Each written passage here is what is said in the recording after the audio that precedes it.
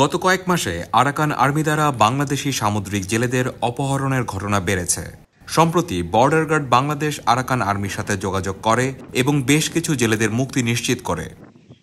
মুক্তি পাওয়া জেলেদের কাছে শুনুন তাদের দুঃসহ অভিজ্ঞতার কথা।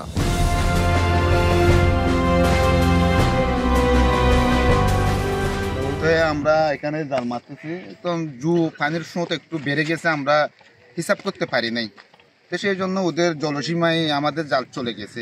এটা কি মোহনার সামনেই? এই যে নাফ নদী মোহনার সামনে এখানে। হ্যাঁ, তারপর এখানে বার্মার জলসীমায় যখন আমাদের জাল ঢুকে গেছে, আমরা তাড়াতাড়ি জাল উঠার চেষ্টা করতেছি। তখন ওরা যখন আসতেছে, আমরা জাল কাটি দিয়ে যে বাংলাদেশের জলসীমায় ঢুকছি, আমাদের অভিজ্ঞতা অনুযায়ী আমরা বাংলাদেশের জলসীমায় ঢুকছি, ওদিক থেকে ওরা আমাদেরকে টেনে নিয়ে গেছে। কি কিসে আসছে ওরা? স্পিডবোট। স্পিডবোট নিয়ে। কয়জন ছিল ওদের?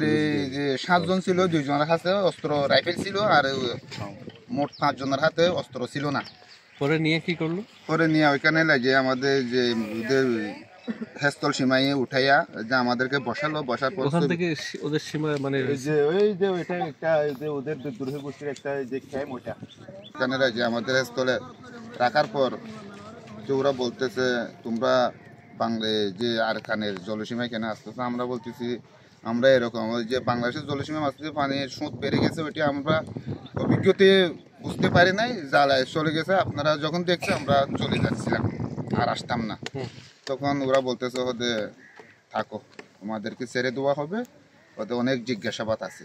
আমি বলতেছি আমাদের যে ভাই আছে, ওরা আমাদের আরো 60 জন যে জেলে আছে, ওরা সবাই আছে। আমি বলছি আমাদের শাহপুর দ্বীপের জেলে আছে, বাহিনী আছে একটা বিজিবি, ওদেরকে চেকপোস্ট কোথায় কোথায় ওদের কোন স্থানে ওরা ডিউটি করে, ওটা বলতেছে। আমি বলতেছি গুলার পাড়া একটা আর জালিয়া পাড়া একটা, আর মাঝে কোনো ডিউটি নাই।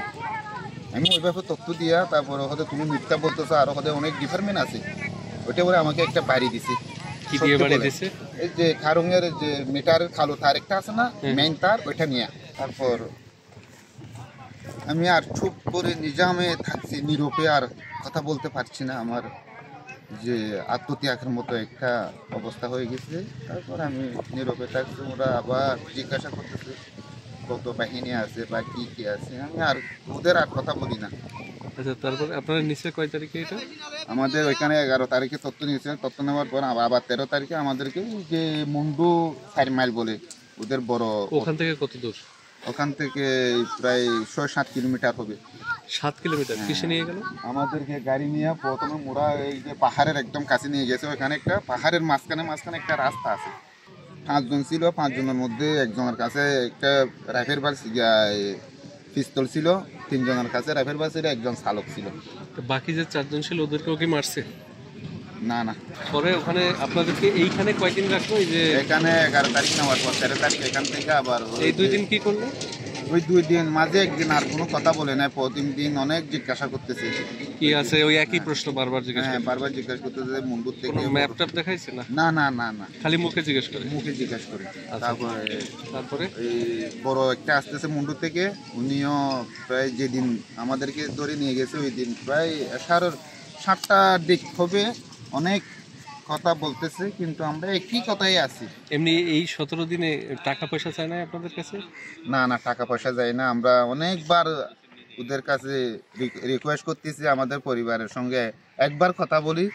যেমন আমাদের পরিবার যে আমাদেরকে মেরে ফেলছেন, ওটি ভাববে আমরা জীবিত আছি, ওটা ওদের জানার একটু একবার অনেক আকুতি করেছি, আমাদের কোনো সুযোগ দেয়নি। ওরা খাবার অল্প দিছে আর কি খাবার দিছে? সাদা ভাত আর এই যে কালা গাছ সিদ্ধি করে দিছে। কি খাওয়া যায়? না, খাওয়া যায় না। তারপরে করোনাটা বাঁচার জন্য খাইছি। ফিরে আসার পরে কেমন লাগতেছে? মানে আপনি কি চিন্তা করতে পারছিলেন যে ফিরে আসতে পারবেন জীবিত আপনার আত্মীয়ের কাছে? হ্যাঁ, মনে ছিল না, কল্পনা হয়নি আমি যে আবার দেশে ফিরে আসতে পারবো।